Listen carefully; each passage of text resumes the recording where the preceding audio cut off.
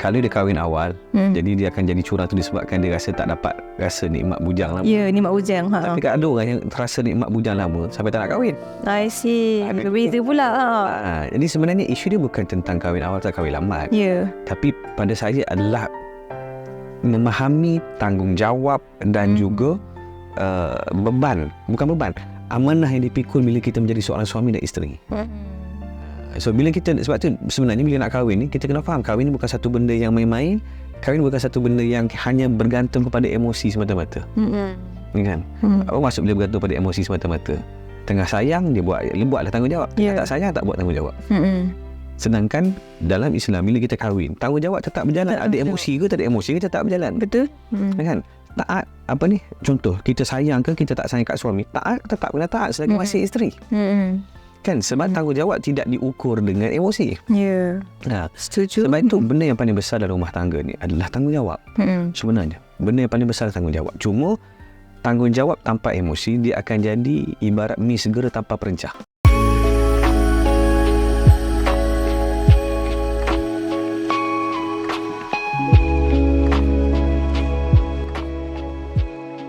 Alhamdulillah, anda semua masih lagi setia bersama dengan saya, Izzati Zakaria, host anda untuk podcast CNC, Diskusi Bulat Merenung Hikmah. Kita dah pun masuk ke episod yang ke-7. Dan hari ini, Alhamdulillah, semua umat Islam menyambut Ramadan yang ke-9. Maksudnya 9 hari dah kita berpuasa kan. Hari ini bersamaan dengan 20 Mac. 9 Ramadan, harapnya momentum kita untuk terus beribadah, untuk terus orang kata berbuat amal kebajikan, baca Quran, solat sunat dan sebagainya semakin meningkat dari hari ke hari kan. Okay, jadi hari ini kita nak sembang tentang apa? Kita bersama dengan seorang yang pakar lah. Seorang pakar dalam bidang rumah tangga yang selalu berkongsi tentang rumah tangga, kongsi tentang macam mana kita nak bagi hubungan kita ni, hubungan antara suami dan isteri ni kembali bugar cinta ni semua kembali bugar, membugarkan cinta. Kita bersama dengan Tuan Fazli Aziz. Adalah kaunselor rumah tangga. Apa khabar Tuan Fazli? Baik, Alhamdulillah. Sihat. Izzati sihat Sihat, Alhamdulillah. Masih lagi bersemangat kan? Walaupun berpuasa. Ya, kita kena bertenaga sebab kita nak bagi tenaga juga. Harapnya kita boleh orang kata transfer the energy, orang kata kan? InsyaAllah. Jadi kita nak borak tentang apa hari ini? Kita borak tentang 2R.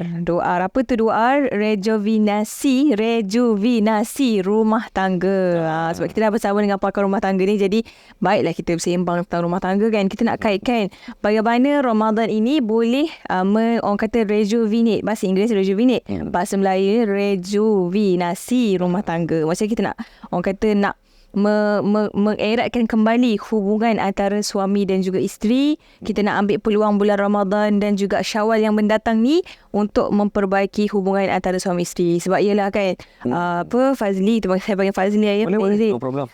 Kita tengok dekat social media kadang-kadang sekarang ni ada suami yang macam saling memburukkan isterinya kan. Isterinya pula kata penat buat kerja rumah dengan suami tak memahami dan sebagainya. Dan banyak juga kes-kes cerai-berai yang berlaku dalam tahun ni pun dah banyak, tahun-tahun sudah pun banyak kan. Jadi mungkin pendapat Fazli sendiri sebagai kaunselor rumah tangga yang mungkin berpengalaman dengan banyak-banyak kes, apa sebenarnya bila Ramadan datang, di bulan Ramadan dan Syawal yang akan mendatang ni, untuk kita sama-sama perbaiki antara suami dan juga isteri. Saya suka bila kita guna perkataan rejuvinasi tu kan.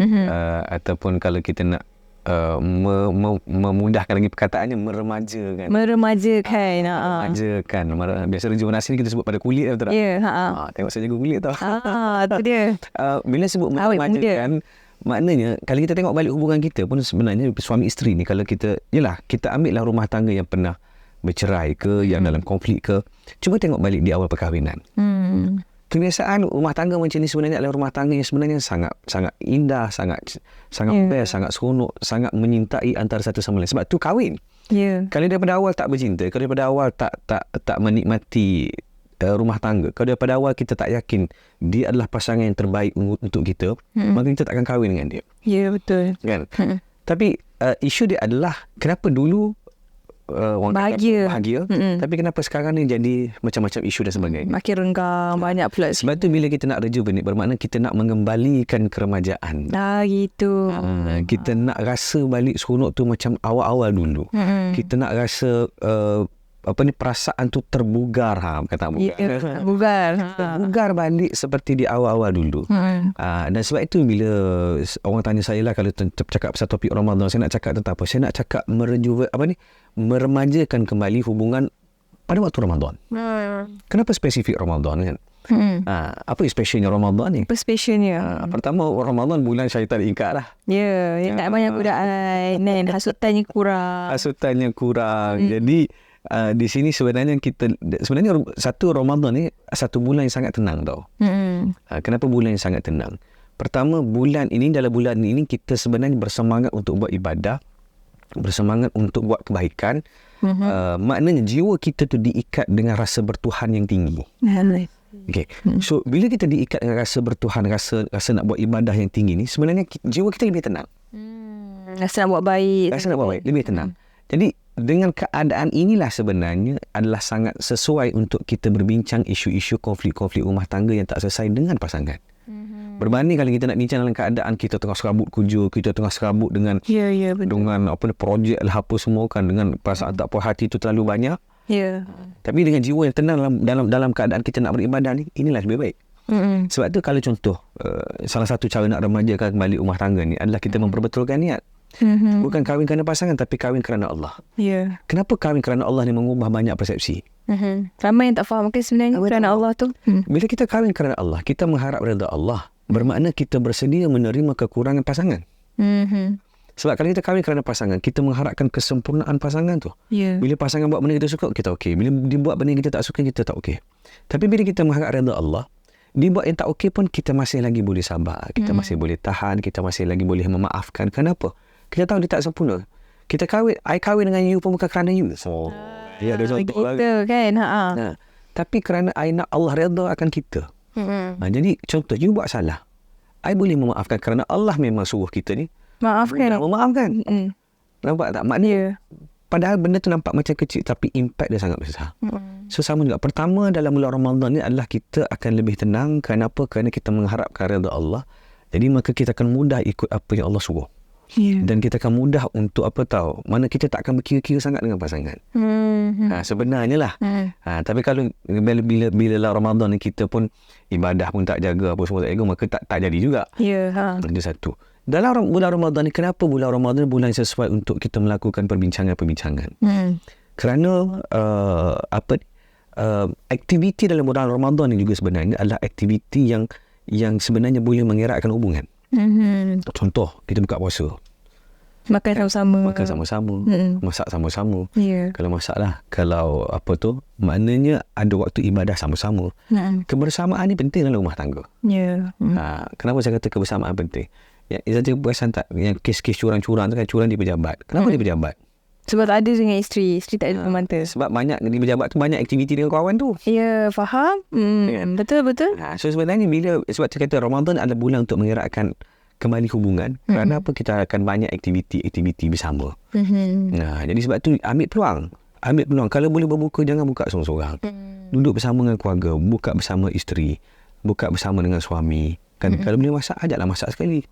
Kan? Kita dulu pun kalau tengok keluarga kita pun, bila waktu bulan puasa tu kan, persiapan tu masing-masing. Seorang ketuk air batu, seorang masak nasi lah, seorang duk masak lauk, seorang potong kuih kan sebenarnya. Seorang hidang susu kan. So itu adalah aktiviti keluarga yang sebenarnya mengeratkan hubungan.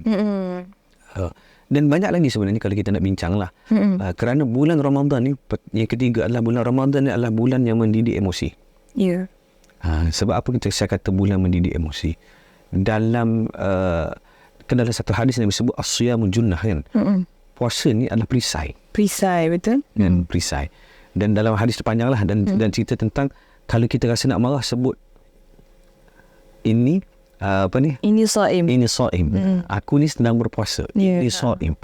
Kenapa penting untuk sebut aku sedang berpuasa? Supaya kita tahu yang kita puasa. Maknanya bila kita sebut ini, panggil dalam emotional intelligence, disebut sebagai self-awareness. Okay. Kesedaran kendiri. Sebab bila sebenarnya puasa ni dia akan melatih kita salah satu emosi yang akan dilatih adalah emosi marah. Kenapa? Sebab orang muda cepat marah ni, bila waktu lapar ni cepat marah sebenarnya. Sebenarnya. Tapi disebabkan kita puasa ni kerana Allah, walaupun kita lapar, kita lebih tenang. Sebenarnya. Dan inilah keadaan, saya kata keadaan yang terbaik kalau kita nak berbincang apa-apa isu dalam rumah tangga ni. Inilah masanya. Inilah masanya waktu Ramadan. Inilah masanya sebenarnya. Sebab tu tadi kita cerita pasal rejuvenate tu, sebenarnya kita baru bincang tentang apa tahu, mengurus konflik rumah tangga sewaktu dalam bulan puasa. Ada banyak kelebihan, dan ini salah satu antara 2-3 kelebihan yang sebenarnya kita boleh ambil kesempatan dalam bulan Ramadan untuk menguruskan konflik. Itu dia. Macam apa orang kata, Fazli tadi cakap, Wawa tadi kan, bila kita nak waktu bulan Ramadan lah kita ambil peluang untuk kita meremajakan balik hubungan kita. Kalau orang kata, kalau nak kata contohlah kan, macam umur kita, badan kita, muka kita kan dah tua kan, dah tua keriput, umur dah 30, dah 40 lebih, tapi kita nak balik muka kita macam umur, itu mustahil. Tapi hubungan ni benda yang kita boleh kontrol, orang kata. Sentiasa boleh disegarkan. Ya, sentiasa boleh disegarkan dengan usaha-usaha kita kan. Macam mana yang Fazli cakap tadi, bila kita kata niat kerana Allah tu. Tapi mungkin saya sukalah nak apa orang kata, nak tanya lagi. Sebab mungkin rata-rata kita yang mereka yang kahwin awal kan, mungkin remaja-remaja sekarang ni banyak kes curang sebagainya. Mungkin sebab mereka ada yang kata dia orang ni kurang orang kata kurang bebas. Maksudnya sebab dah kahwin awal, dia tak rasa nikmatnya jadi single tu lama. Jadi bila dia dah kahwin, dia macam tak kekal hidup dengan single, dunia bebas dia tu kan. Jadi mungkin mereka tak faham sebenarnya istilah kerana Allah tu. Mungkin Fazli boleh terangkan sikit lah. Dia kalau dia macam ni, kalau tanya saya kan, kalau dia kahwin awal, jadi dia akan jadi curang tu disebabkan dia rasa tak dapat rasa nikmat bujang lama. Ya, nikmat bujang. Tapi ada orang yang terasa nikmat bujang lama sampai tak nak kahwin. I see. Berbeza pula. Jadi sebenarnya isu dia bukan tentang kahwin awal atau kahwin lambat. Tapi pada saya adalah memahami tanggungjawab dan juga beban. Bukan beban, amanah yang dipikul bila kita menjadi seorang suami dan isteri. So bila kita, sebab tu sebenarnya bila nak kahwin ni, kita kena faham kahwin ni bukan satu benda yang main-main. Kahwin bukan satu benda yang hanya bergantung kepada emosi semata-mata. Kan? Apa maksud bila bergantung pada emosi semata-mata? Tengah sayang, dia buatlah tanggungjawab. Tengah tak sayang, tak buat tanggungjawab. Sedangkan dalam Islam, bila kita kahwin, tanggungjawab tetap berjalan. Ada emosi ke, tak ada emosi ke, tetap berjalan. Betul. Kan? Taat, apa ni? Contoh, kita sayang ke, kita tak sayang kat suami, taat tetap kena taat selagi masih isteri. Kan, sebab tanggungjawab tidak diukur dengan emosi. Setuju. Sebab itu benda yang paling besar dalam rumah tangga ni adalah tanggungjawab. Sebenarnya benda yang paling besar adalah tanggungjawab. Cuma tanggungjawab tanpa emosi, dia akan jadi ibarat mi segera tanpa perencah. Gitu analoginya. Sedap pula saya cakap pasal bulan puasa ni. Itulah. Bayang pula kan mi segera tu kan, mi sedap tu. Maknanya kita boleh makan dan kita boleh kenyang, tetapi perisa dia tak ada. Dia jadi tawar. Tapi fungsi adalah kenyang lah. Tapi kalau kita ada emosi, tak ada tanggungjawab, ibarat kita makan perencah saja. Tak ada base dia tu lah. Tak ada. Sanggup tak kita ambil air panas, letak je perencah, lepas tu minum? Tak sanggup juga. Maknanya dia mesti ada dua-dua. So sekarang ni dalam rumah tangga, berbalik kepada tadi, saya kalau kita nak ambil bab curang lah kan, Izzati. Betul. Curang ni sebenarnya kalau perbincangan dia luas, pada saya luas. Kan, kita nak bincang bab curang, contoh. Kenapa saya kata luas? Sebab dia banyak faktor. Kadang-kadang dia ada faktor luaran, ada faktor dalaman. Orang suka cerita macam ni, curang adalah pilihan. Dan selalu orang sebut curang tu pilihan kan. Saya setuju, curang adalah pilihan. Tetapi kalau kita nak baiki rumah tangga, kita nak rejuvenate rumah tangga, kita kena faham apakah faktor yang menyebabkan seseorang tu buat pilihan. Memang curang adalah pilihan, tapi apakah faktor yang menyebabkan seseorang buat pilihan? Izzati sendiri kalau nak beli kereta, kan, memanglah membeli kereta itulah pilihan. Tapi nak pilih kereta apa tu, apakah faktor yang menyebabkan Izzati pilih kereta ni bukan kereta tu? Sama ada jimat minyak ke kan? Mana masing-masing lah kan. So memahami faktor itu adalah penting. Sebab tu saya kata curang ni, kalau kita nak bercakap pasal curang lah kan, betul. Dia ada faktor peluang, dia ada faktor keadaan. Saya kata dua faktor ni. Faktor keadaan ni apa? Keadaan apa yang dah berlaku dalam rumah tangga dia. Bila terlalu banyak sangat konflik, Bila banyak keadaan yang konflik, tegang, keadaan tegang dan konflik itu tak dapat diselesaikan, maka dia memilih untuk curang. maka dia seolah-olah macam ditolak. Sebab tu saya sebenarnya kan Izzati, cakap soal curang ni, Ya. dia tidak kira latar belakang tu. Sebenarnya. Dia tak kira siapa. Dia tak kira ni belajar agama ke tak belajar agama. Dia ni orang yang belajar tinggi ke tak belajar tinggi. Dia ni orang kaya ke orang miskin. Tak ada. Saya jumpa kes pelbagai latar belakang. Sebab apa faktornya? Salah satu faktornya adalah keadaan. Keadaan rumah tangga semasa. Contoh kalau ambil contoh isteri. Isteri dia seorang isteri apa yang paling nak daripada seorang suami? Penghargaan, sayang. Sayang kan? Tapi dalam rumah tangga, pasangan suami isteri duduk dalam satu rumah tapi cakap pun tidak, berbual pun tidak, bertegur sapa pun tidak, masing-masing buat kerja sendiri, main handphone masing-masing. Itulah rutin harian. So rasa disayangi tak? Tak kan? Tiba-tiba dia berjabat ada orang. Itu faktor, saya kata faktor keadaan tu. Kan? Keadaan tu seolah-olah menolak dia keluar. Ada pula orang lain yang lagi caring dengan dia. So itu faktor tarikan. Tarikan luar pula. Jadi dalam keadaan macam tu, dia macam tangki yang kosong. Tiba-tiba ada orang willing nak isi. Ya. Mestilah dia akan memilih itu kan. Kita bawa kereta, minyak kereta kita nak habis. Kan? Kita sepatutnya husband tolong isi kan. Tiba-tiba ada orang nak isi kan. Macam mana? Kita perlu tak benda tu? Kita perlu. Ya. Tapi kita perlu, sepatutnya kita perlu daripada yang halal. Ya. Tapi tiba-tiba ada orang lain. yang halal tak nak bagi, ada orang nak bagi. So itu yang menyebabkan banyak berlaku tertarik. Itu satu. Yang kedua adalah peluang. Peluang ni siapa? Peluang ni boleh jadi lelaki, boleh jadi perempuan. Orang datang mengadu, tak tolong dan sebagainya. Macam tadilah. Kan? Saya di minyak. Orang tu dah minyak kereta dia nak habis. Ya. Saya tolong isikan. Itu juga boleh menyebabkan faktor menjadi curang lah. Ya, betul. Sebab dia kata itu adalah isu peluang. Sebab tu saya selalu sebut tentang cerita, bila cakap pasal isu curang ni, banyak orang tanya saya, dia kata, Cik Fazli, patut tak saya maafkan? Patut ke saya teruskan? Patut tak saya ceraikan? Patut tak saya duduk lagi dengan dia? Patut. Saya kata saya tak ada jawapan pada patut dan tak patut tu. Dia yang kena fikir sendirilah sebenarnya. Tapi saya kata macam ni, pertama, apa yang kita boleh belajar daripada keadaan? Keadaan ni kan? Pertama, apa yang boleh kita belajar? Nak belajar, nak tak nak, pertama kita kena ada refleksi diri. Sebab kadang-kadang curang tu berlaku, kadang-kadang ada penyumbangnya, faktornya datang daripada kita juga. Ya. Kan? Diri kita sendiri lah, kesilapan, kekurangan kita. Kita tak boleh nafikan. Ada juga. Sebab pasangan kita mengharap sesuatu, kita pun tak dapat bagi, maka kita pun, reaksi kita pula mungkin kita marah, kita tak nak layan dan sebagainya, kita seolah menolak dia pergi. Kan? So kalau kita belajar yang ini, maka insya-Allah kita boleh refleksi, perbaiki diri. Itu satu. Yang kedua, kalau orang tu dah taubat dan dia nak kembali pada kita, kan? Patutlah kita maafkan sebenarnya. So soalan saya, kalau kita tak maafkan, apa akan berlaku? Bagi efek lah kalau ada anak, bagi anak. Maknanya kesan lebih besar lah. Ya. Tapi kalau kita nak terima balik, orang tu dah taubat, contoh dia taubat, dia nak buat perubahan. So ada peluang tak untuk kita kembalikan perasaan seperti dulu?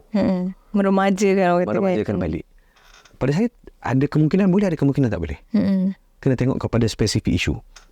Tapi pada saya, sebab saya jumpa banyak kes-kes yang curang ni, selepas berjaya dilalui dengan baik, mereka lebih bahagia berbanding sebelum waktu kes curang tu berlaku.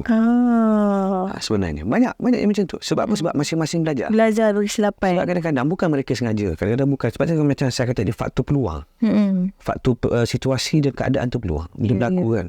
Masing-masing tersedar kesilapan dan nak patah balik. Kan? Sebab saya kata syarat asasnya taubat dulu. Taubat, okey. So sekarang ni apa kita nak buat? Nak kembalikan rumah tangga ni macam dulu, ataupun sebenarnya kita nak terhenti setakat ni. So itu pilihan masing-masing lah. Betul. Itu dia panjang lebar penjelasan daripada Fazli sebentar tadi berkenaan dengan macam mana asalnya, macam mana kita nak definisi kerana Allah tu kan. Tapi sebenarnya ada beberapa yang tak faham kerana Allah tu. Bila kita faham yang tanggungjawab sebenar kita ni untuk apa dan sebagainya, kalau orang faham tanggungjawab dalam perkahwinan ni berat, maka tidaklah membuat pilihan-pilihan yang tidak sepatutnya, dan kita akan buat tanggungjawab. Dia berkait rapat lah sebenarnya tanggungjawab dan juga kita punya macam mana cara kita layan suami kita, cara kita layan pasangan kita, emosi kita. Betul. Jadi banyak lagi yang kita akan kongsikan dengan anda, banyak lagi yang Fazli sendiri akan kongsikan, dan banyak juga isu-isu yang contoh-contoh kehidupan, yang orang kata realiti kehidupan yang kita nak korek sendiri daripada Fazli, sebab Fazli pun dah berpengalaman banyak membaca ataupun membantu pasangan-pasangan di luar sana. Jadi kepada anda semua yang nak dengarkan, jangan ke mana-mana, kita akan kembali selepas ini.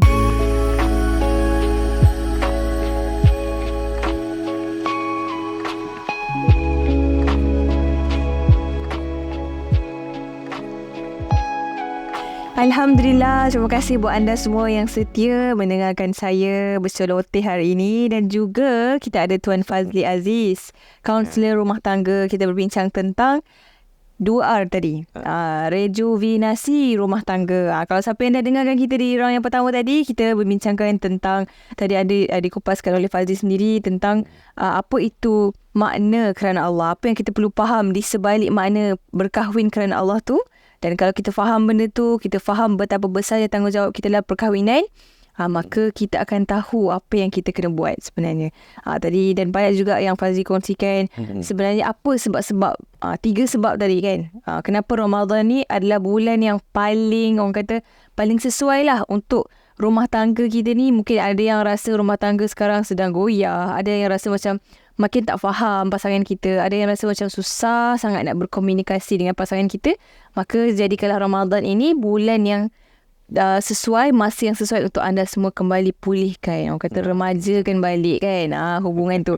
Jadi mungkin tadi kita bincangkan tentang tu, mungkin Fazli boleh kongsi pula apa contoh-contoh aktiviti yang kita boleh buat dengan pasangan kita. Orang kata tadi kan, kalau macam contoh ada banyak cabaran, contoh pula kalau suami kita tu ataupun pasangan kita tu kerja shift malam, tak dapat nak berbuka sekali, tak dapat nak tarawih sekali, mungkin maghrib isyak tu tak dapat, macam mana siang pula bekerja, macam mana tu Fazli? Saya nak ambil prinsip asas dulu. Orang lelaki, orang perempuan ni masing-masing ada tangki emosi tau. Ya. Tangki emosi. Tangki emosi ni sebenarnya, kita bila kita kahwin dengan pasangan kita, kita nak pasangan kita ni memenuhi tangki emosi ni. Ya. Contohlah, katakan Izzati suka suami buat apa? Saya suka kalau suami kita orang kata sweet talker. Cakap I love you setiap hari. Awak cantik lah hari ni. Saya ingat bidadari syurga mana lalu tu. Macam tu, ya, contoh. So bila Izzati suka benda tu, bila suami buat, dia memenuhi tangki emosi tadi. Dia macam dia isi dengan cecair cinta lah, kita kata macam gitu, dia isi. Jadi sebenarnya walau apa juga keadaan dalam rumah tangga ini yang kita harapkan, maknanya keadaan sentiasa diisi. Contoh bila kita berbuka puasa bersama, apa perasaan? Rasa bahagia, rasa seronok. Maka itu memenuhi tangki emosi. Ya. Jadi maknanya asas dia adalah apa yang kita suka buat secara bersama memenuhi tangki emosi. Tapi kalau kata tak dapat buat, contoh tak dapat buka bersama, sebab kan itulah kan kekangan luar, komitmen, shift bertukar dan sebagainya. Apa boleh buat untuk nak ganti tadi? Cari balik alternatif lain. Cari alternatif lain. Contoh nak berbuka, hantar mesej. Kadang-kadang orang lelaki ni payah betul nak hantar mesej. Ya, betul. Nak tanya soalan, kadang-kadang orang suka tanya yang berbuka apa tu, padahal tahu dah isteri masak apa, tahu bukan tak tahu. Tapi soalan tu sebenarnya soalan yang menunjukkan dia sebenarnya bukan tentang soalan, tetapi tentang keprihatinan kita, effort tu untuk nak kita care tentang apa berlaku. Itu suka tak? Izzati suka tak? Ya, suka. Suka. Maka dia memenuhi tangki emosi. Walaupun tak dapat berbuka bersama. Asasnya. Tapi contoh waktu berbuka tu, video call, letak telefon, kita buka sama-sama walaupun dalam keadaan BJJ. Menarik. Kan? Sebab tu saya kata isu dia adalah tentang apa effort kita untuk memenuhi kebersamaan walaupun kita tak bersama, dan memenuhi tangki emosi antara satu sama lain. I see. Okay. Kalau orang perempuan suka macam tu kan, macam contoh telefon, video call, letak, makan sama-sama, berbuka, kan. Lepas tu mungkin orang lelaki boleh, ini antara apa yang orang perempuan suka. Saya bagi contoh lagi lah kan. Orang perempuan suka kalau lelaki update apa yang buat. Yang abang ni sangat suka sebenarnya. Jadi imam sekarang ni, tak kebis. Contoh lah kan. Hantar, maklumkan kepada pasangan, itu akan memenuhi tangki emosi walaupun tak bersama. Sebab tu saya kata perempuan akan lebih rasa dihargai. Sebab tu pada saya bulan Ramadan ni sebenarnya banyak aktiviti yang boleh membugar emosi. Aktiviti dua macam saya cerita tadi, kebersamaan kan, buka puasa. Sebenarnya bangun sahur tu. Selain bangun sahur tu, sebenarnya bangun tahajud sama-sama tu. Itu sebenarnya antara satu aktiviti yang pada saya dia menyerahkan. Maknanya kita ajak isteri kita. Dia macam ni. Kita bila kita bangun tahajud, kita nak serahkan diri kita ni pada Allah. Kan? Tapi sebagai seorang pemimpin, kita, kalau contoh kita nak masuk syurga seorang-seorang ke? Tak kan? Kita nak masuk bersama dengan ahli keluarga. Maka bila kita nak sembahyang, kita ajak isteri kita duduk belakang. Perasaan dia akan lain tu. Perasaan dia akan lain. Perasaan dia akan rasa lebih bahagia. Sebab orang lelaki ni, dia ada, bila jiwa dia sebagai pemimpin, memimpin keluarga, kebahagiaan dia adalah apabila dia boleh bawa ahli keluarga bersama-sama dalam ibadah dia, dalam melakukan kebaikan. Sebab dia yang memimpin. Yalah, macam cerita, saya bagi contoh lah, kalau kita contoh bantu orang kan. Bila kita bantu orang, kita paling seronok bila orang yang kita bantu tu berjaya disebabkan bantuan kita. Betul. Walaupun kita ni asbab je. Sebenarnya Allah yang bantu. Tapi kebahagiaan psikologikal ni tu dia. So sama juga dalam rumah tangga. Mana aktiviti nak mengeratkan hubungan tadi dia, merejuvenasikan emosi tadi, buat tahajud sama-sama. Kejut. Bila kejut tu, kejutlah dengan panggilan-panggilan cinta. Panggilan hoi. Tak perlu dia ajarlah panggilan cinta tu kan. Itu kursus lain lah. Itu kursus lain pula. Tapi saya nak cerita banyak aktiviti yang boleh dalam. Kemudian yang kedua, salah satu dia adalah berkenaan dengan nak mengurus emosi dan juga mengurus konflik dalam rumah tangga ni adalah doa. Ambil waktu mustajab doa. Dan bulan Ramadan adalah satu bulan yang bulan mustajab doa. Betul. Kan? Mana-mana waktu pun. Apatah lagi kalau kita buat pada waktu tahajud. Apatah lagi kita buat pada waktu-waktu yang tempat-tempat tertentu yang mustajab kan. Kita buat benda tu dan kita minta dengan Allah bantu kita untuk uruskan konflik tu. Kalau ada konflik, kalau ada benda tak selesai, kalau ada benda tak puas hati, minta Allah bantu. So bila kita minta dengan Allah, sebenarnya automatik kita sedang mengurus emosi kita. Kita sedang mengurus emosi kita. Sebab kita tahu kita tak ada kapasiti nak buat. Dan tambah lagi dalam bulan Ramadan, kita tahu waktu mustajab doa adalah bulan Ramadan atau bulan yang unlimited. Dan kita yakin Allah akan bantu kita. Betul. Maka bila kita nak berbincang dengan pasangan pun, kita akan lebih tenang. Kita akan lebih mudah. Berbanding dengan kita rasa, dia tu memang keras kepada aku, memang tak agak langsung. Kan beza tu. Dan so dah ada rasa tawar hati tu kan. So sebab itu dalam bulan Ramadan sebenarnya banyak aktiviti yang boleh kita buat. Apa lagi aktiviti? Contoh lagi bazar Ramadan, pergilah bersama-sama. Peganglah tangan. Kau pergi kan. Maknanya sebenarnya banyak sangat ruang sebenarnya kalau kita nak memperbaiki. Cuma isu dia sekarang ni saya nampak macam ni. Yang tadi kita cerita tentang aktiviti membugar. Tapi benda ni tak akan dapat buat selagi kita tak selesaikan konflik kalau ada konflik. Itu dia, betul. Yang tu. Macam saya bagi ni lah kan, saya teringat pula bila Fazli sebutkan tadi tentang ada lelaki ni memang sifatnya terkadang tak pandai nak bertanya khabar. Dia tak reti. Dia rasa macam bila dia dah jauh tu, tak apalah jauh. Tapi perempuan yang pula duduk kat rumah nunggu je suami dia update ni kan. Bila selalu sangat perempuan yang tanya, maka perempuan ni akan ada rasa macam aku je ke yang tanya.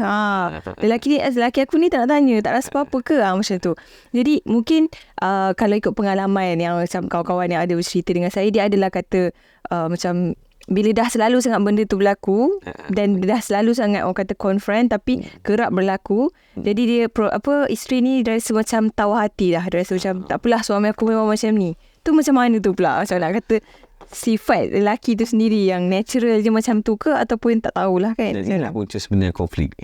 Konflik ni sebenarnya muncul apabila berlaku perbezaan. Bila ada perbezaan. Maknanya perbezaan, contoh ini perbezaan cara dan harapan. Contoh, isteri mengharap kalau setiap kali keluar suami mesej. Suami pula mengharap bila dah keluar tu, I nak fokus kerja. Tak perlu dah nak kena update-update. Update apa semua kan. Kerja-kerja kan. Jadi siapa nak ikut siapa sekarang ni? Itulah. Suami nak ikut suami nak ikut isteri atau isteri ikut suami? Masing-masing nak ikut masing-masing. Maka berlakulah konflik. Jadi di sini penting untuk ambil jalan tengah. Okay, suami apa boleh buat? Okay, Abang akan update daripada pukul sekian saja. Lepas tu Abang dah sibuk, masa kita pun dah tak pegang phone. Okay. Isteri, bila dia tanya, jangan harap balasan reply tu segera. Okay. Dan perempuan memang tak sabar kan. Tak sambil pegang telefon ni 24 jam kot. Jadi nampak tak, cari jalan tengah. So sebab tu sebenarnya bila sebut tentang konflik ni, maknanya dia perlu diuruskan. Dan bayangkan kalau benda tak ada orang cakap. Macam tadi kan, dia tak cakap, tak bagi tahu. Silent treatment. Tak bincang. Masing-masing bawa hati, dia tak sayang aku kot. Masing-masing bawa diri, dia tak sayang aku kot. Dia memang perangai macam tu kot. Aku rasa macam aku rasa dia tak anggap aku ni penting. Dia ada semua self talk yang sangka-sangka itu bahaya tu. Sebab tu saya memang tulis satu buku, tajuk dia Susahnya Nak Cakap Dengan Awak ni. Memang tujuan dia adalah untuk suami isteri ni berbincang. Saling berbincang. Bincang ni tak semestinya besar tau. Macam tadi, terasa hati kita rasa benda tu kecil kan. Kan ada orang lelaki kata, benda tu pun nak terasa. Buat apa? Tapi dengan terasa itu tadilah yang boleh mengubah banyak keadaan dalam tempoh yang lama. Ya. Sebab saya saya berdepan dengan kes-kes kan. Saya jumpa dengan kes-kes yang macam mana tau. Penceraian yang nak berlaku di usia emas ni. Dah tua-tua. Betul ada juga kan. Umur dah 50, 60 nak bercerai. Kalau kita fikir nak buat apa lagi cerai. Ya, dah lama kan. Tapi dia jawab balik. Dia kata saya dah lama sengsara. So saya nak cari bahagia untuk diri sendiri. Saya dah nak mati lah. Saya nak nikmati nak bahagia. Rupanya selama ni hidup 30 tahun kahwin dia tak bahagia. Sengsara rupanya. Disebabkan apa? Kadang-kadang bermula dengan isu-isu yang kecil tapi tak dibincangkan. Isu yang kecil, terasa hati yang banyak yang tak dibincangkan. Dengan bermula daripada perkara-perkara kecil yang pasangan pun tak nak bincang, pasangan lari elak daripada bincang, dan dia sendiri pun tak nak bincang. Punca tak nak bincang ni banyak tau. Kadang-kadang punca tak nak bincang ni sebab apa? Sebab takut pasangan terasa hati. Atau pasangan tak terima, memberontak.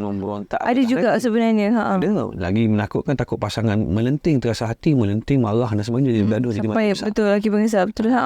Tapi ingat, bila kita elak daripada berbincang, adakah selesai? Tak selesai juga. Dia bawa kepada semakin lama makin terasa hati, makan hati, dan akhirnya tawar hati. So sebab tu pada saya isu dalam rumah tangga ni prinsipnya mudah. Masalah kecil selesaikan segera. Sewaktu emosi cinta masih tinggi, masih mendebal, masih sayang, kan, ada masalah, selesaikan segera. Jangan sampai benda yang kecil ni yang menghakis rasa sayang yang tebal tadi akhirnya makin menipis. Itu dia.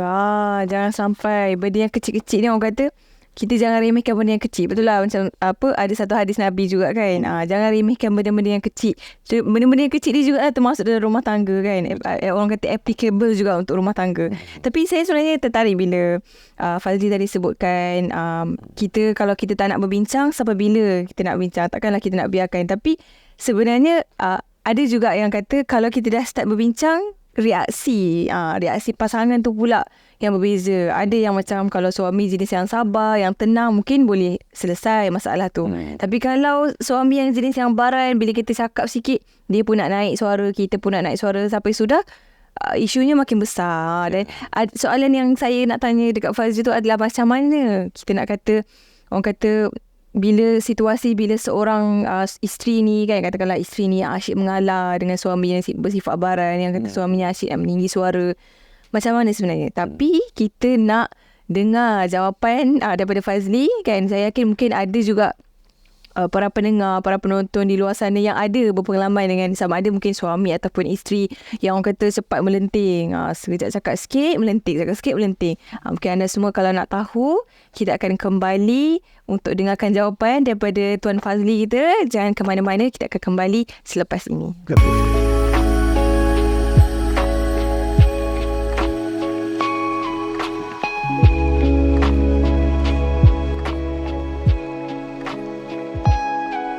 Alhamdulillah, ahlan wa sahlan. Terima kasih buat anda semua yang setia mendengarkan kita, dan juga ahlan wa sahlan untuk anda semua yang baru saja mendengarkan podcast kita bersama saya Izzati Zakaria, host anda, dan juga panel kita yang cukup berwibawa, yang cukup pakar, Tuan Fazli Aziz. Tuan Fazli Aziz, kaunselor rumah tangga, saya kira yang berjaya lah kan.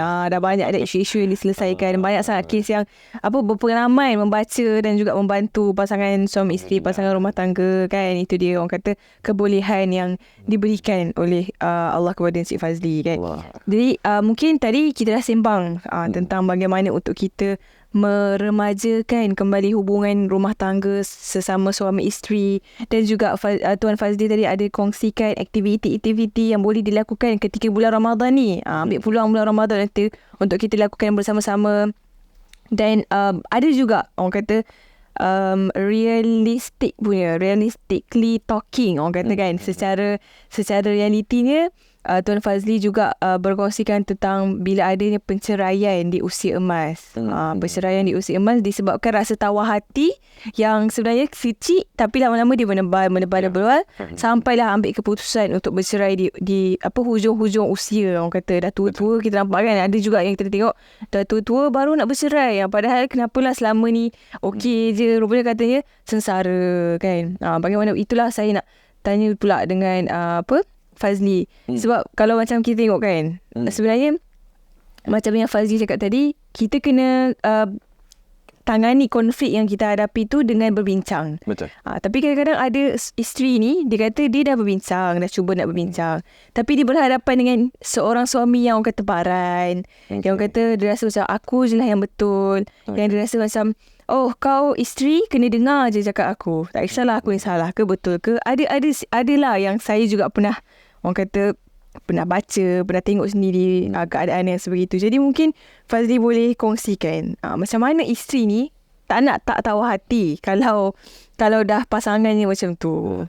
Dia sebenarnya bercakap tentang berbincang ni. Ramai orang yang dia kata, saya dah cuba berbincang dengan pasangan, tapi tak boleh, dia keras kepala, dia narsisistik, dia narsistik orang kata sekarang kan. Memang tak boleh nak bincang, tak boleh buat bincang. Saya akan perhalusi lagi. Sebab ramai orang rasa dia berbincang, padahal dia tak berbincang pun. Habis yang selama ni sesi yang apa yang berlaku tu, sesi selama ni yang dia rasa berbincang tu bukan sesi perbincangan. Sesi luar perasaan. Ini sesi luar perasaan. Gitu. Ramai orang dia rasa dia berbincang, padahal dia luar perasaan. Itu okey lagi. Yang lebih tu sesi penghakiman. Awak lah salah, awak macam tu. Maknanya dia rasa rupanya bila dia cakap dia duduk bersama tu adalah sesi penghakiman, bukan sesi perbincangan. Jadi apa yang dia expect daripada sesi penghakiman? Ya. Contoh, suami nak tak kalau contoh masuk isteri ajak je duduk, terus mulakan dengan ayat, abang tak patut macam ni. Perkataan tu. Abang, sebenarnya saya dah sakit hati dengan abang lama dah. Saya dah tak tahan dah. What do you expect daripada husband?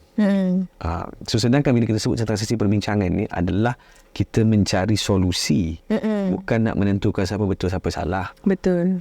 Jadi ramai orang salah anggap itu perbincangan. Saya kata itu bukan perbincangan. So bila kita perhalusi balik, sebenarnya tak berlaku perbincangan pun, dia berlaku sesi luar perasaan. Bila sesi luar perasaan ni, kadang-kadang kita kalau dah nak meluah perasaan ni, kita tak fikir apa kesan akibat. Kita tak fikir apa kata kita nak guna, apa yang kita nak cakap tu. Kita tak tapis dah. Yang penting aku nak cakap, kau dengar tak dengar, lantak lah kan. Jadi bila itu sesi yang sebegitu berlaku, maka sebenarnya tak berlaku perbincangan. Maka sebab itu sebahagian orang dia lari daripada yang kita katakan sebagai perbincangan. Sebab apa? Sebab Izzati nak kan, contoh husband ajak datang kata, you ni kan, I nak cakap dengan you sikit, I nak bincang lagi. You ni teruk betul. Tak nak. Awal kita lari dah. Ya. Kita tak nak. Bahkan kita tak nak jadi makin teruk. Sebab apa? Bila dia sebut macam tu, kita akan balas. Ya. Kan? Kita ada rasa macam nak defend diri kita lah. Defend diri kita. Sebab tu bila saling menyerang dan saling akan defend, so dia akan elevate. Keadaan tu akan jadi makin teruk. Itulah sebabnya makin pecah, makin besar bergaduhnya. Sebab itu pada saya sebenarnya bila kita sebut tentang menyelesaikan konflik, suami isteri perlu belajar berbincang. Perlu mempunyai kemahiran untuk berbincang, untuk bercakap. Jadi apa beza Cik Fazli berbincang dengan meluah perasaan tadi? Berbincang ada struktur. Berbincang dia ada objektif. Berbincang dia ada persediaan. Berbincang dia ada persediaan sebelum apa nak cakap. Berbincang, persediaan tu penting. Supaya kita tak melalui emosi. Saya tulis dalam buku tu detail teknik berbincang. Saya kata persediaan bincang boleh 3 perkara. Perbincangan dari segi kognitif, perbincangan dari persediaan dari segi ni, persediaan untuk berbincang dari segi kognitif, persediaan berbincang dari segi emosi, persediaan berbincang dari segi spiritual. Ya. Kena ada. Saya bagi contoh. Persediaan emosi dari segi persediaan perbincangan dari segi emosi. Izzati kalau nak berbincang dengan husband, apa emosi yang paling Izzati takut muncul pada diri Izzati? Dia rasa tiba-tiba nak marah, naik suara. Kita ambil satu emosi, rasa nak marah. Okey. Agak-agak apakah perkara yang akan menyebabkan Izzati naik marah bila suami buat? Bila dia rasa macam saya tak salah macam tu kot. Maknanya bila dia sama ada dia sebab maknanya bila dia sebut saya tak salah ni. Saya rasa dia biasa je mungkin lah macam tu. Okey, maknanya kita ambil satu contoh. Okey, saya rasa benda ni biasa je, tak perlu besarkan sangat. Kita akan rasa nak marah. Okey. So dalam persediaan tu kita tulis semua tu. Kita tulis. Okey, emosi marah. Kemudian kita akan rasa marah, apa trigger dia? Bila dia sebut benda ni kecil je. Okey. Kena faham balik kenapa kita rasa nak marah. Sebab kita rasa, contoh tak evaluate seolah-olah dia tak faham keadaan kita. Dia tak faham emosi I. Kan? You anggap emosi I ni remeh contoh. Okay. So bila benda ni muncul, emosi ni muncul, apa nak buat? Kita kena rational. Apa aktiviti yang Izzati nak buat bila marah ni muncul disebabkan oleh apa yang disebut tadi dalam perbincangan ni? Apa Izzati nak buat? Kita akan marah balik, kita akan backup diri kita. Tindakan untuk meredakan marah, apa Izzati akan buat? Tindakan untuk meredakan marah akan senyap kot kalau saya lah. Okay. Maknanya nampak tak persediaan tu untuk senyap. Ada orang mungkin dia kata, kalau emosi ni timbul disebabkan saya geram bila dia mengungkit kisah lama saya, saya akan minum air. Contoh. Maknanya dah prepare siap-siap. Itulah. Maknanya saya, kalau ikutkan apa saya butuh dalam buku tu, maknanya itulah perbincangan. Dia ada persediaan. Itu tak bincang lagi pasal tempat kat mana, suasana macam mana, apa isu. Itu belum masuk kita tak isu. Dia bukan boleh main bincang je kan. Ya, betul kan. Kita contoh nak buat polisi untuk IKIM. Boleh bincang tepi jalan, kita bincang kat dia mamak tu sembang. Tak ada preparation. Tapi tak adalah formal kan, siap bersurat dijemput kepada encik suami untuk berbincang pada tarikh tak adalah sampai tahap macam tu. Tapi saya nak ceritanya bahawa bila kita nak berbincang, kita perlu persediaan. Kita perlu betul-betul. Dan insya-Allah sebenarnya bila betul cara bincang, bila betul cara tegur, kan, dia tak akan jadi marah. Kenapa jadi marah? Kerana cara tu salah. Contoh, Izzati, husband tegur, I rasa you kena pakai baju ni elok sikit, contoh. Ini saya bagi contoh. Contoh. Baju ni elok sikit. Izzati rasa teguran tu, kalau contoh teguran tu Izzati rasa adalah teguran kerana sayang. Dia marah tak? Tak marah. Tapi kalau dia rasa teguran tu kerana benci, kita rasa apa pula, okey je macam tu kan. Maknanya teguran yang sama. Reaksi kita bergantung pada apa yang kita rasa. Apa yang kita fikir, apa yang kita rasa. Betul. Kalau kita rasa dia tegur kita kerana sayang, maka kita akan lebih menyayangi dengan teguran dia. Kita akan terima. Akan cuba nak ubah. Kita cuba nak ubah dan kita rasa seronok sebab dia tegur sebab dia sayang. Ya. Tapi kalau kita rasa dia tegur sebab benci, kita akan rasa lagi macam kenapa? Kau apa hal? Apa masalah kau? Ego lah sebenarnya juga kan. Maknanya apa yang saya nak sebut adalah teguran yang sama. Beza reaksi disebabkan oleh apa yang kita rasa terhadap pasangan kita tadi. Sebab itu kalau emosi kita sayang, sebab tu pada saya dalam bahasa mudah, bila nak tegur pasangan, pastikan pasangan rasa dirinya disayangi dulu, baru tegur. Okey. Kan? Kita tak kira. Aku nak cakap je. Kan? Sedangkan dia tengah rasa tak puas hati dengan kita, kita pun tak puas hati dengan dia. Itulah waktu tu lah kita nak menegur. Sedangkan waktu tu dia rasa dia memang rasa tak disayangi, orang tengah geram. So nampak tak? Maknanya sebenarnya pada saya Zati, isu tentang menegur pasangan, berbincang sebenarnya perlu ada kemahiran. Ya. Dalam rumah tangga perlu. Suami isteri kena belajar banyak perkara dari segi komunikasi, menegur dan sebagainya. Sebab yang selama ni, maaf saya sebutlah, ada isteri, ada suami yang suka sebut macam ni. Oh, suami saya narsistik. Dia terus label macam tu kan. Sebenarnya bila kita label macam tu, kita sebenarnya tidak akan berminat untuk berusaha nak cari solusi yang terbaik untuk bincang. Sebab kita letakkan segala kesalahan tu pada dia. Kan, dia memang Cik Fazli, dia memang keras kepala, batu keras kepala dia lagi. Bila kita label macam tu, dan sedar tak sedar ia pun merupakan satu doa kan sebenarnya. Satu doa. Yang menyebabkan kita sendiri pun tak malas nak bincang. Ya. Sebab lama-lama malas nak bincang jadi tahu hati. Perasan pattern dia sama je. Bila dah malas nak bincang, mereka masih tinggal serumah, duduk bersama, tapi langsung tak ada komunikasi. Masing-masing hal, kau buat kerja kau, aku buat kerja aku. Saya istilahkan sebagai dead marriage. Inilah keadaan yang sebenarnya berlaku bertahun-tahun. So akhirnya sampai usia emas tadi, Bercerai. InsyaAllah. Itu dia kan. Maksudnya nak katanya saya kira sebenarnya kemahiran berbincang ni. Kemahiran berbincang, membuat persediaan ni tak ramai yang tahu. Saya sendiri pun baru macam, oh betul lah bila Fazli kata tadi, berbincang, betul ke bincang macam-mana. Sebab kadang-kadang biasa perempuan ni memang tak dinafikan. Dia kata dia dah bincang, tapi saya diluahkan perasaan. Dia waktu yang paling best tu bila waktu tengah gaduh. Kita pun bincang sekarang. Ya, waktu tu emosi masing-masing tak rasional, tengah tak stabil. Jadi itu bukan masa yang sesuai. Dan diharapkan semua, kalau macam Fazli bawa buku tu tadi, boleh kita tunjuk kan buku tu macam mana. Tapi boleh carilah dekat luar. Apa tajuknya tadi Fazli? Susahnya nak cakap dengan awak. Boleh masing-masing buka Google. Ada jual kat Shopee ke ada ke? Ada di TikTok saja. Ada di TikTok. Boleh lah beli. Cari dia, saya punya TikTok Fazli Aziz, ada di beg kuning. Ada di beg kuning. Okey, boleh. Kita tengok nanti. Tajuknya Susahnya Nak Cakap Dengan Awak. Boleh digunakan khusus buat anda semua yang berniat, yang berazam nak rejuvenate ataupun nak meremajakan kembali hubungan rumah tangga, khususnya di bulan Ramadan ini. Masya Allah kan. Kadang-kadang orang tak tahu yang sebenarnya seni berbincang lah orang panggil kan. Seni berbincang ni tak semuanya dipelajari ataupun dipelajari lah oleh semua orang. Sebab kita nak menegur pasangan, khususnya lah menegur lah. Betul. Menegur ni antara benda yang paling mencabar. Sebab menegur ni sebenarnya sesuatu yang melibatkan ego masing-masing. Melibatkan ego, yang akan mencalar ego. Akan menyebabkan pasangan kita akan terasa hati dan sakit kan. So kalau kita tak berhalus dalam keadaan kita menegur, kita kemungkinan akan mencalar. Saya selalu bagi contoh macam ni. Mesej yang betul bila disampaikan dengan cara yang betul, alhamdulillah, sangat jelas. Mesej betul, cara betul. Mesej tak betul, disampaikan secara betul dengan cara tak betul dulu. Mesej tak betul, cara tak betul, memang tak betul lah. Jelas, alhamdulillah, orang nampak jelas kan. Tapi kalau mesej tu betul, disampaikan dengan cara tak betul, akan dilihat betul ke tak betul? Tak betul juga. Tak betul, sebab yang menentukan tu adalah cara. Kan? Dan mesej tak betul, tapi cara betul. Orang akan kata betul. Betul. Itu skema-skema tu ada. Benda tak betul, tapi cara tu betul. Cara dia legit, letak logo item, design logo poster tu kan, letak gambar Izzati pula. Ni betul ni, pelaburan ni. Tapi saya nak cerita mana cara tu penting. Sebab tu memperhalusi cara. Jadi dalam rumah tangga memang kita nak kena tengok banyak cara. Dan kita boleh rujuk cara-cara orang lain buat, tetapi nak tak nak kita kena memahirkan diri dengan cara untuk rumah tangga kita sendiri, dengan pasangan kita sendiri secara spesifik.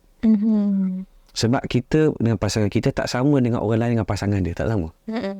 Dia tersendiri. Walaupun orang kata kan, contoh orang lelaki ego, isteri emo.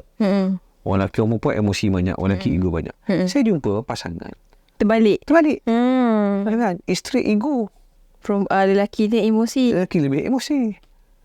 Saya jumpa perempuan dalam rumah tangga, isteri lebih maskulin, suami lebih feminin. Yang lebih manja ni suami, yang nak bermanja ni suami. Isteri kata, saya tak ada masa, saya betul-betul banyak pekerja saya nak buat kan.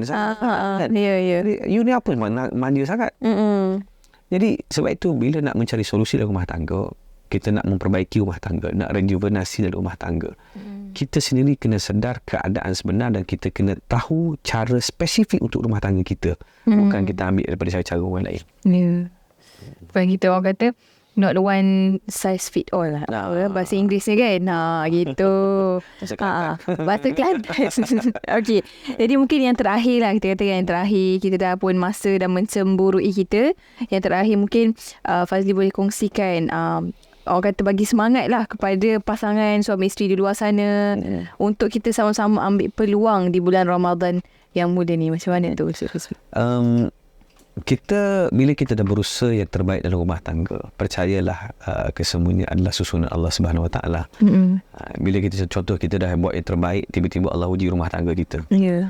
Maknanya ada sesuatu yang Allah nak kita belajar, ada sesuatu yang Allah nak kita ambil ibrah, ada sesuatu yang Allah nak ubah keadaan kita tu dengan cara Allah, bukan dengan cara kita. Saya selalu sebut macam ni, sama ada kita bahagia dalam rumah tangga, kita tak bahagia dalam rumah tangga, kita jodoh kita panjang, jodoh kita singkat, Soalan saya adalah apa keadaan hubungan kita dengan Allah. Kalau bahagia menjauhkan kita dengan Allah, maka itu adalah sesuatu yang menakutkan saya. Ya. Kan? Kalau berpisah, tapi sebab berpisah kita tak tinggal tahajud lah. Kan? Sebab lepas berpisah baru kita tak tinggal tahajud, hati kita sentiasa banyak zikir. Tidak kan itu keadaan yang lebih baik. Ya. Kadang-kadang konflik dalam rumah tangga. Kadang-kadang saya selalu tanya, kan, bagaimana hubungan kita dulu dengan Allah, dan selepas berlaku konflik, bagaimana hubungan kita sekarang. Memanglah masalah tak selesai, tapi kadang-kadang keadaan itulah menyebabkan kita makin dekat dengan Allah. Makin dekat, betul. Makin dekat atau tidak sebenarnya. Makin dekat atau tidak. So, maknanya benchmarknya adalah menilai balik hubungan kita dengan Allah. Sebab itu dalam bulan Ramadan ni, untuk memperbaiki rumah tangga, pertama nilai balik hubungan kita dengan Allah. Memperbaiki rumah tangga. Sebab pertama kita bercakap dua benda, rejuvenasi ni. Pertama penyelesaian konflik, lepas tu barulah kita rejuvenate, barulah kita meremajakan balik, barulah kita bercinta kembali, kan. Tapi dua-dua ni, maknanya sebelum berlaku dua-dua ni, nilai balik hubungan kita macam mana. Bila nak selesaikan konflik, kan, apa kebergantungan kita pada Allah, sejauh mana, setinggi mana. Kan? Dan ambillah peluang dalam bulan Ramadan ni, bulan yang mustajab doa, bulan yang hati kita lebih tenang, emosi kita lebih stabil, lebih terkawal, untuk kita selesaikan konflik-konflik ni. Ajaklah berbincang, tapi nak memperhalusi cara bincang, bacalah buku saya. Bacalah buku. Kan? Jadi daripada situ, InsyaAllah kita boleh selesaikan satu persatu. Kalau tak mampu juga, carilah pihak ketiga yang tidak bias. Carilah pihak ketiga yang tidak berpihak. Carilah pihak ketiga yang profesional. Sebab kadang-kadang dalam isu rumah tangga ni, orang tanya saya, patut tak saya rujuk mak ayah? Saya kata, kena kenal perangai mak ayah juga. Sebab tak semua mak ayah sesuai menjadi pendamai. Tak semua mak ayah yang bersifat profesional.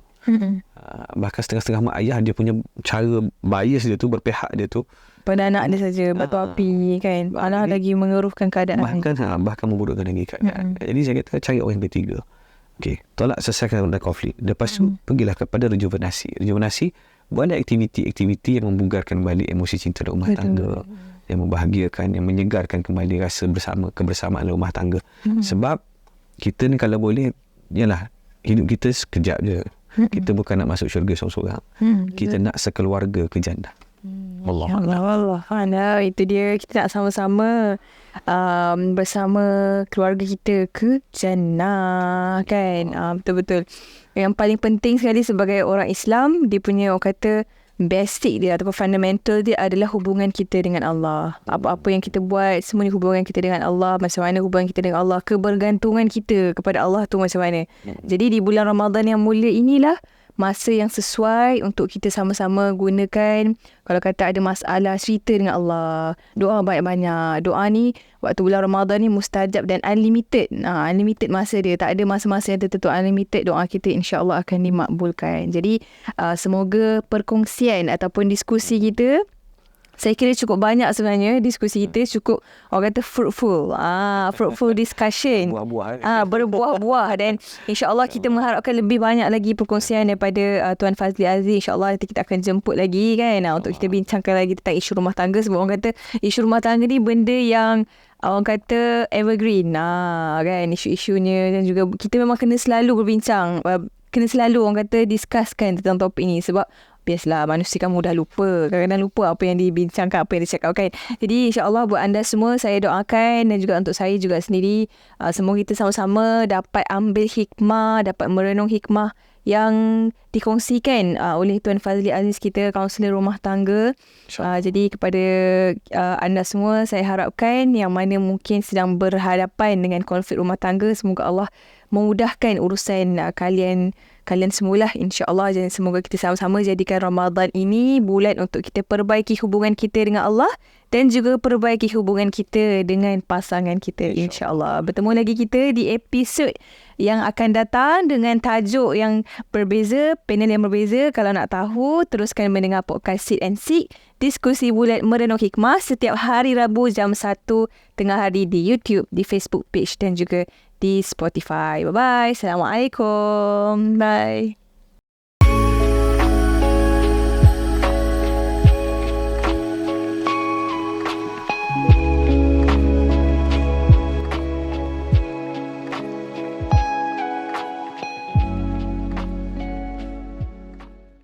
Istimewa hanya buat para pendengar Radio IKIM. Kami bawakan rancangan podcast khas CNC yang akan bersiaran pada setiap hari Rabu jam 1 tengah hari. Ayo bersama kami mendengarkan celoteh para penyampai radio kegemaran anda hanya di CNC. Diskusi bulat merenung hikmah.